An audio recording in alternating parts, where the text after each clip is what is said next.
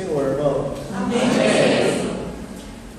Eu quero compartilhar um texto com vocês que se encontra em Atos dos Apóstolos, no capítulo de número 9, e a partir do versículo de número 36.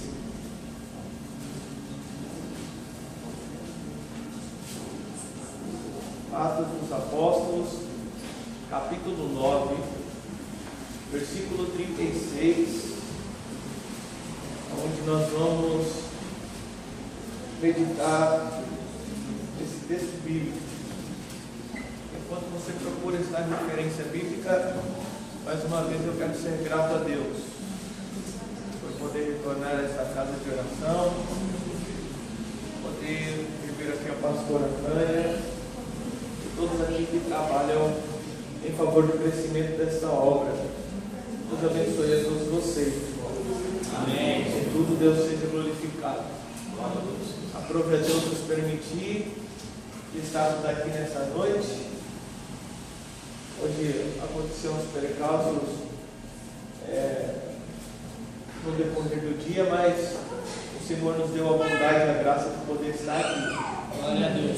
E eu vou com a palavra dentro do meu coração para pregar para vocês aqui. Quantos vieram ouvir a palavra? Glória a Deus. Muito bem. Então vamos lá. Diz a palavra: havia em Jope uma discípula, por nome Tabita, nome este que traduzido quer dizer Dorcas. Era ela notável pelas boas obras e esmolas que fazia. Ora, aconteceu naqueles dias que ela adoeceu e veio a morrer. E depois de a lavarem, puseram-na no cenáculo. Puseram onde, irmão? No cenáculo. Tem algumas versões que dizem no quarto alto. E como Lida era perto de Jope, ouvindo os discípulos que Pedro estava ali, enviaram-lhe 2 homens que lhe pedissem: não demores em vir ter conosco. Pedro atendeu e foi com eles. E tendo chegado, conduziram-no ao cenáculo. E todas as viúvas cercaram, chorando, mostrando-lhes as túnicas e vestidos que Dorcas fizera enquanto estava com elas. Mas Pedro, tendo feita a sair a todos, pondo-se de joelhos, orou, e voltando-se para o corpo, disse: Tabita, levanta-te. E ela abriu os olhos, e vendo a Pedro, sentou-se. Ele, dando-lhe a mão, levantou-a e chamou aos santos, especialmente as viúvas, e apresentou-a viva. E isto se tornou conhecido por toda a Jope, e muitos creram no Senhor.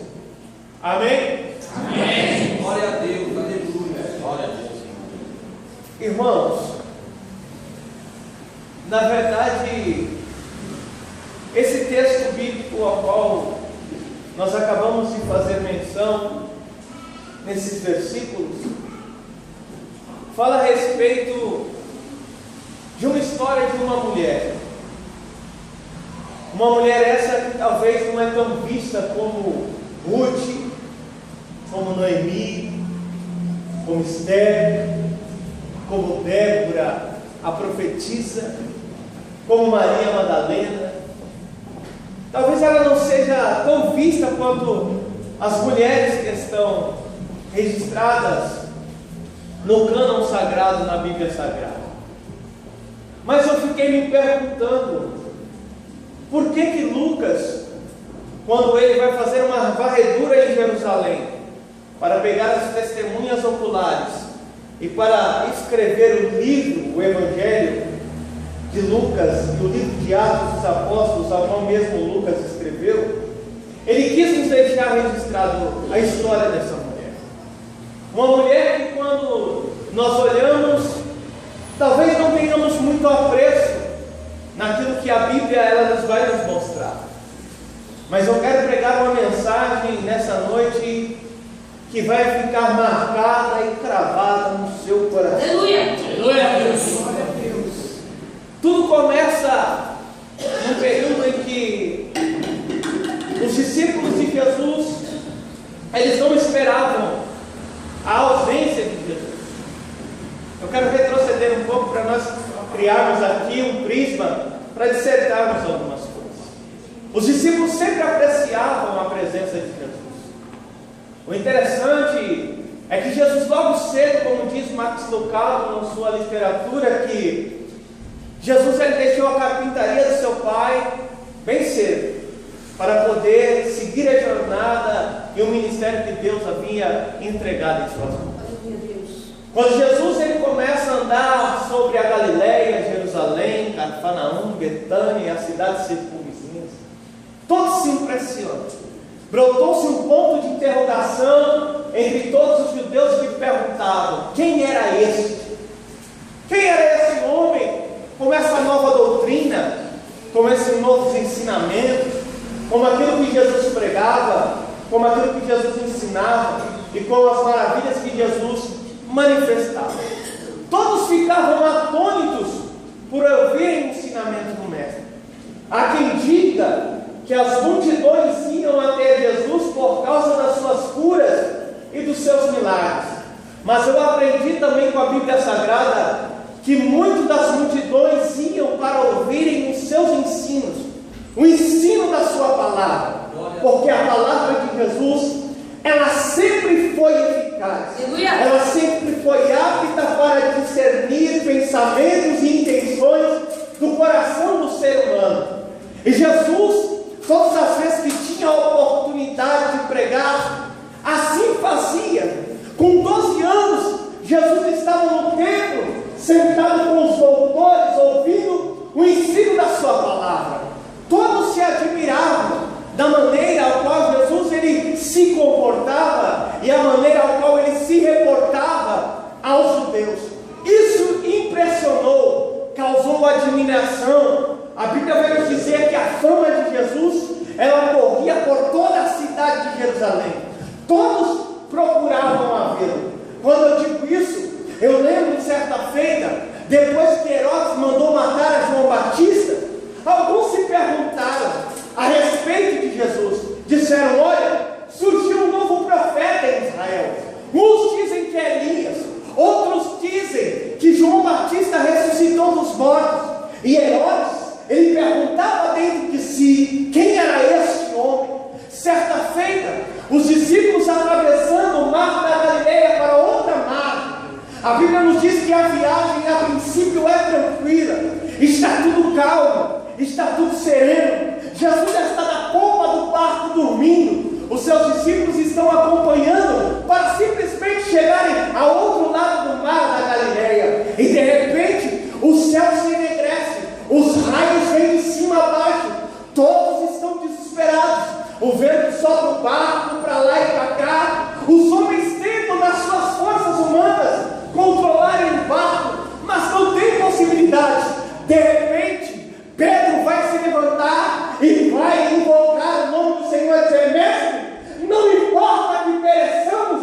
Jesus ele se levanta da polpa do barco, sereno, olha para os olhos dos discípulos e diz: oh homem de pequena fé, não temas.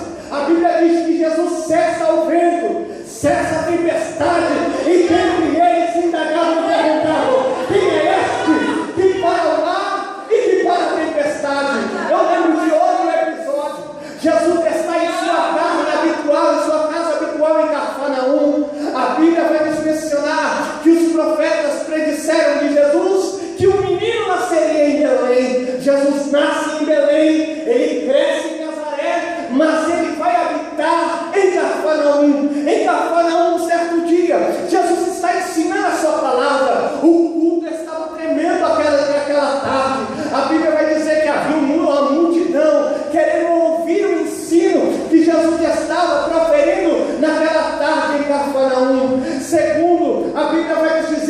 4 homens vão conduzindo um paralítico sobre as suas costas. Aquele paralítico, ele tinha a esperança e a certeza que quando ele chegasse até onde Jesus estava ensinando a sua palavra, Jesus olharia para ele e dizeria para ele: olha, homem, levante-te desta cama. Esse homem, ele tem uma esperança certa e convicta.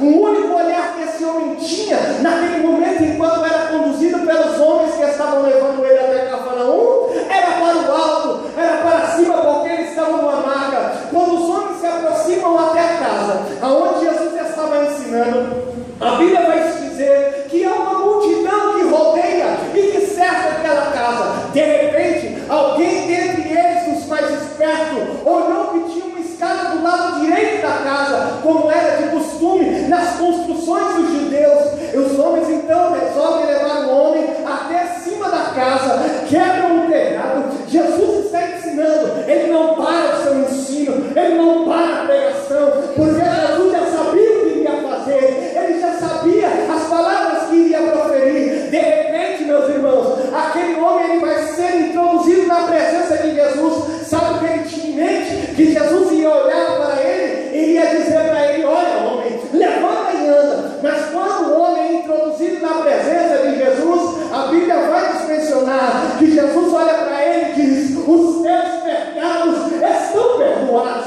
E ali, entre os homens, os doutores, os religiosos disseram: mas quem é este que perdoa pecados? Eu quero perguntar para você. Certa feita, um grande homem, o mais intelectual entre o sinédrio, composto por 72 homens, foi à noite, Nicodemos, procurar a Jesus. Ele se perguntou consigo mesmo: quem é esse homem que faz tantas coisas? Quem é esse homem que faz tantos milagres? Quem é esse homem que é capaz de parar o vento? Quem é esse homem que é capaz de parar o mar? Quem é esse homem que é capaz de curar o poço? Quem é esse homem que dá vista ao cego? Quem é esse homem que faz o poço levantar e andar? Quem é esse homem que é capaz de perdoar meus pecados? É o mesmo que está aqui nessa reunião, nessa noite. Cada uma pessoa que está ao seu lado diz assim: Jesus chegou na reunião. Fala para ele: Jesus chegou na reunião. É esse mesmo homem, ele está aqui. Quem recebe essa palavra? Jesus chegou aqui nessa noite. Com tudo isso que eles vivenciaram, que eles viveram, Jesus tinha que retornar ao lar. Era necessário que Jesus, ele cumprisse todas as profecias que falavam da sua morte, falavam da sua ressurreição. Os discípulos não esperavam por isso, mas aconteceu. Jesus vai ser morto em Jerusalém. Uma morte cruel. Os discípulos voltaram a fazer as suas tarefas. Alguns ficam tristes, como aqueles 2 homens no caminho de Emaús. Mas Jesus, ao 3º dia, ressuscitou. Andou com eles 40 dias após a sua ressurreição. Jesus foi atrás de cada um dos seus discípulos para poder se revelar a eles novamente, porque Jesus tinha algo grande da vida de cada um deles. E o interessante é que depois, como nos diz em Atos capítulo 1, vou começar a mensagem agora. Os homens estão em Jerusalém. A Bíblia diz que Jesus, ele vai estar junto deles. E de repente, Jesus vai proferir algumas promessas que ele mesmo tinha dito para os discípulos. Jesus já não estava mais no seu corpo físico. E a Bíblia vai nos dizer que de repente, Jesus vai ser ascendido aos céus. Os homens ficam atônitos e perplexos de ver aquilo. Jesus, ele vai ser recebido nas nuvens da eternidade. Os olhos dos seus discípulos se voltam para o alto. E 2 anjos se colocam ao lado dos seus discípulos perguntando: por que vocês estão olhando assim para o alto? Porque da mesma maneira que assim ele foi, ele retornará. E a Bíblia diz que depois que a nuvem encobriu os olhos dos discípulos e levou Jesus para habitar nas mansões celestiais junto com o Pai, os discípulos foram correndo para Jerusalém. Por quê? Porque lá havia aproximadamente 120 pessoas orando. Sabe aonde? Em um cenáculo. Os homens estão orando no cenáculo. Era a festa de Pentecostes. Jerusalém está cheia, o comércio está aflorado, as ruas estão lotadas. Na festa de Pentecostes eles celebravam, comemoravam. A rua, os comércios, todos estão plenamente convictos daquilo que receberam no dia de Pentecostes. Enquanto isso, há um grupo de 120 pessoas aproximadamente orando no cenário de uma casa. 40 dias Jesus ficou com eles. 41º dia, 2º dia, 3º dia, 44º dia, todos estão orando. Sabe o que aconteceu no 50º dia? Jesus batizou a todos com o Espírito Santo. Pedro nunca mais foi o mesmo depois que recebeu esse batismo.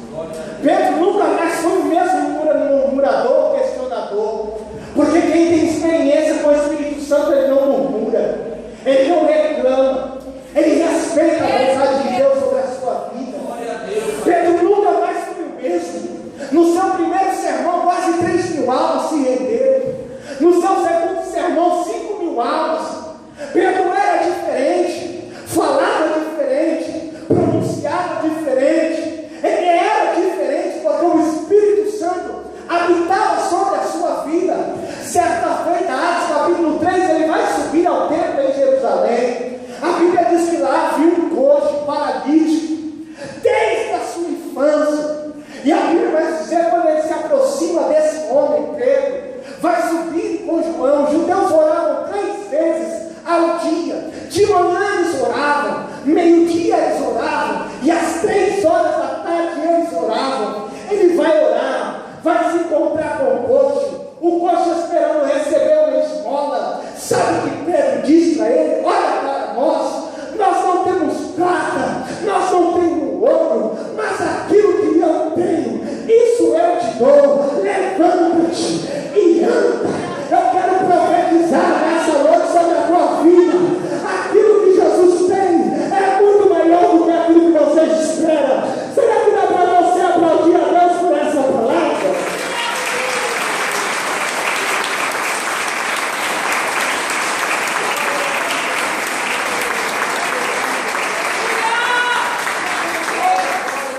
Aquilo que Jesus tem é maior do que aquilo que você espera. Eu gostaria que você me ajudasse a pegar, olhasse para a pessoa que está ao seu lado e verbalizasse isso para ele, para ela, tipo assim, aquilo que Jesus tem para você é muito maior, é muito melhor do que aquilo que você espera. Jesus vai te surpreender aqui nessa noite.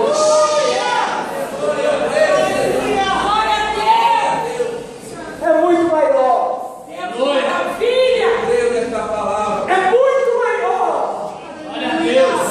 Você está pedindo algo para Deus, Jesus vai fazer muito maior do que isso que você está pedindo.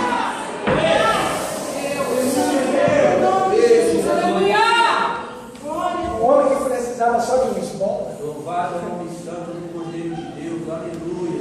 Se você chegar e dizer, levanta, né? Ele firmou os pés, se levantou. Pedro não era mais o mesmo. Eu estou com uma palavra de Deus aqui para você. Glória a Deus. O Espírito de Deus vai se apoderar de uma forma tão intensa da sua vida que você nunca mais vai ser o mesmo. Jesus vai te dar ânimo, força e graça. Você não vai ser mais o mesmo depois desse mundo. Glória a Deus. Ele vai subir a Jerusalém. Eu quis falar um pouco da biografia de Pedro, senão não compreenderíamos o texto que nós lemos. Eu mencionei aqui a respeito de uma mulher de nome Tabita. Vem comigo para a mensagem. Tabita era uma mulher amorosa, companheira. Sabe aquela mulher que você pode contar com ela em todo tempo, em todo momento? Assim era Tabita. Tabita, segundo os estudiosos, ela cresceu na igreja primitiva do século I. E lá ela desenvolveu algo que a maioria de nós cristãos devemos desenvolver. Ela aprendeu a amar. Ela tinha e sabia na sua mente o significado significado do que é amar ao próximo.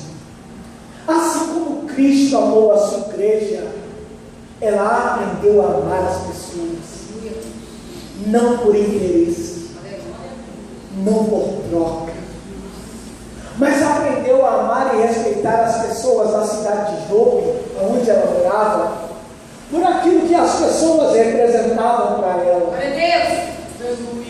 E esse amor, às vezes ela era incompreendida. Ela usava de um dom natural, que era de confeccionar túnicas, para ajudar os pobres, para ajudar os miseráveis, para ajudar os necessitados. Todo o tempo que Tabita tinha era para poder socorrer as pessoas, ajudar as pessoas. E você acha que todos na cidade de Jope aplaudiam ela? Pelo contrário, irmãos. Às vezes as pessoas são muito ingratas. Olha aí, Jesus.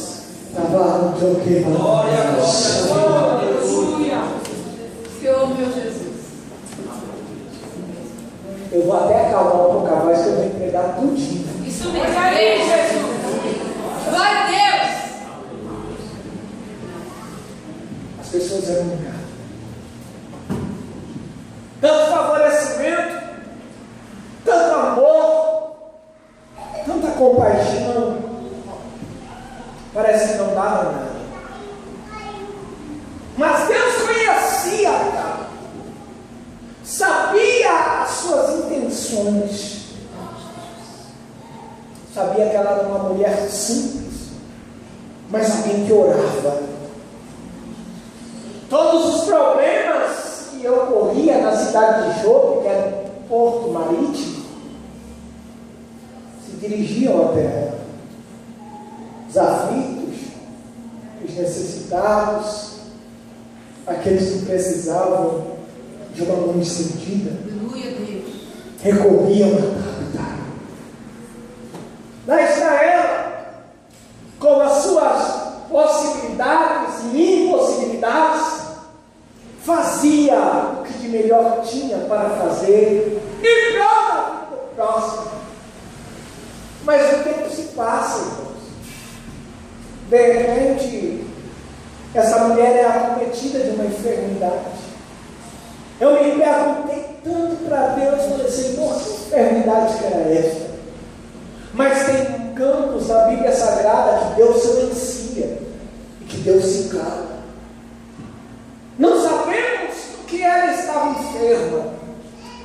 A igreja orou, os irmãos oraram, todos buscaram a Deus, clamaram ao Senhor, todos se unem para orar em prol da vida dessa mulher, que tanto tinha prestígio, que dava esmolas, fazia muitas e muitas boas obras. Sabia que tem muita gente cheia de si mesmo? Glória a Deus. Deus Santo. Cheio de conceitos, cheio de palavras, mas vazio em obras. Deus. Olha aí. Jesus precisa levantar no meio da sua igreja Aleluia. pessoas que aprendam a amar umas às outras, independente daquilo que eu tenho, do carro que eu tenho, da casa que eu moro,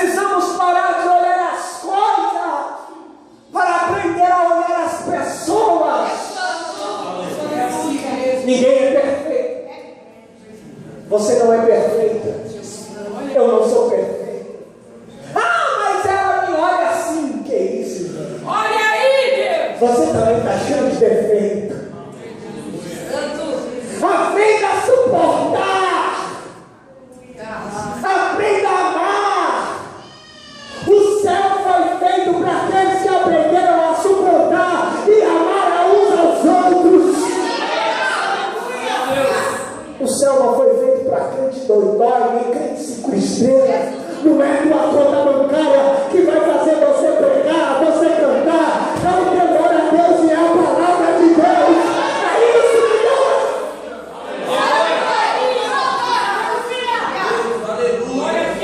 Deus é lindo. Glória, glória ao seu nome. Eu pastoreei uma igreja por 3 anos. E eu pastoreei um crente top. Pensa que top nos top. Olha aí, Deus. Quando o dízimo dele entrava na igreja, eu quase desfiava. Pensa no crente top. Falei, rapaz, esse cara daqui Olha aí, com Deus. muito temor a Deus.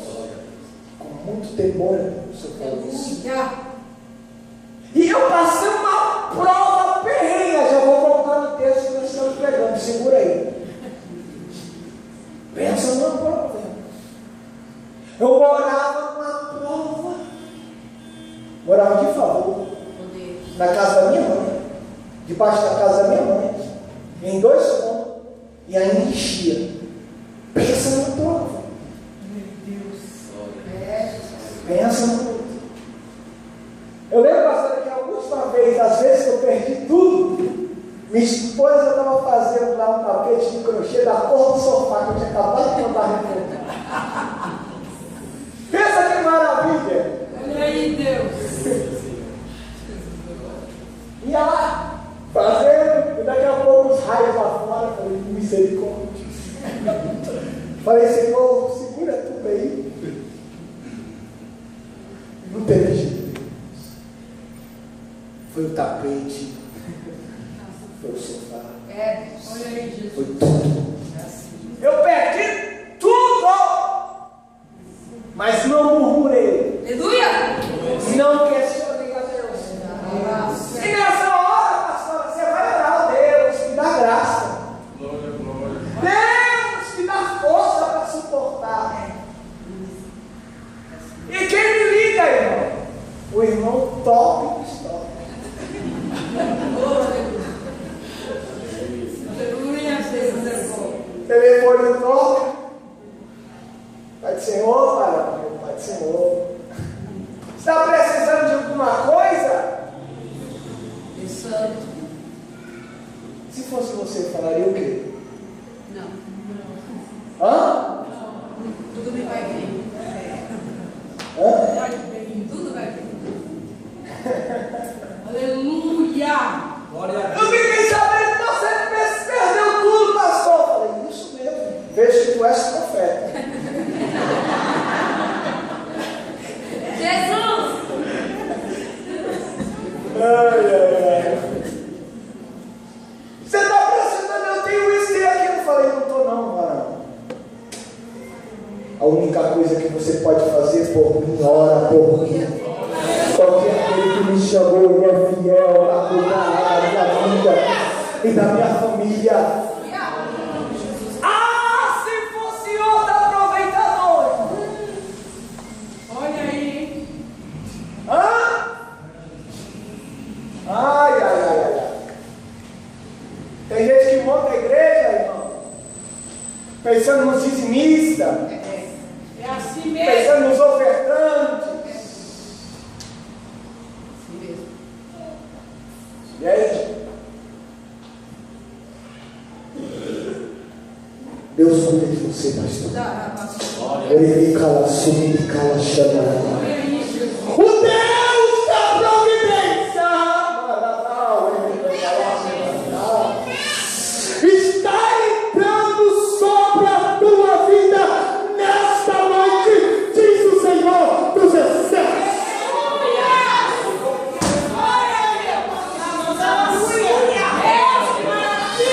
Eu sirvo um Deus que tem boca e que fala na terra, irmão.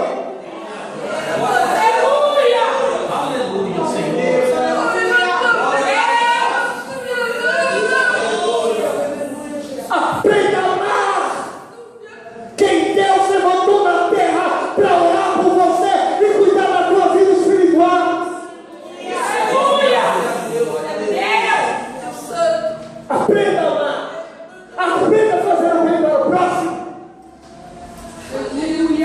Glória a Deus. Aleluia. Quando eu desejo fazer o bem, eu não preciso perguntar, eu vou lá e faço.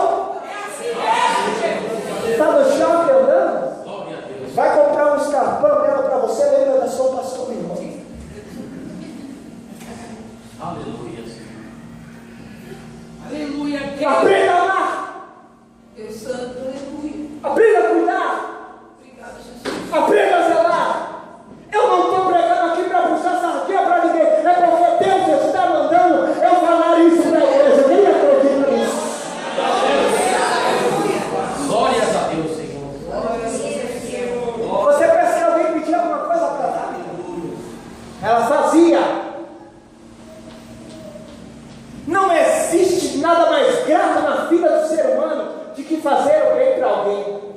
Onde já puderam ter esse privilégio de fazer o bem para alguém? É a coisa mais prazerosa que existe. Verdade, Jesus. É você poder ajudar alguém. Aquela que ajudava morreu, faleceu. Os irmãos oraram e nada aconteceu. Olha para mim, vou te ensinar algo aqui. Não é todas as vezes que você vai orar, escute, que os céus vão se abrir e você vai receber aquilo que você deseja. Glória a Deus. Porque nós temos a convicção de todas as vezes que nós orarmos, Deus está na obrigação de fazer aquilo que eu espero e de fazer aquilo que eu desejo que Ele faça. Deus Santo. E não é assim. Tem uma vontade que é soberana, que é maior do que a minha e maior do que aqueles que estão à minha volta. E muitas das vezes nós não entendemos a vontade de Deus. Olha para mim, sabe por que tem um monte de gente fraca na fé, que é o que é verdade?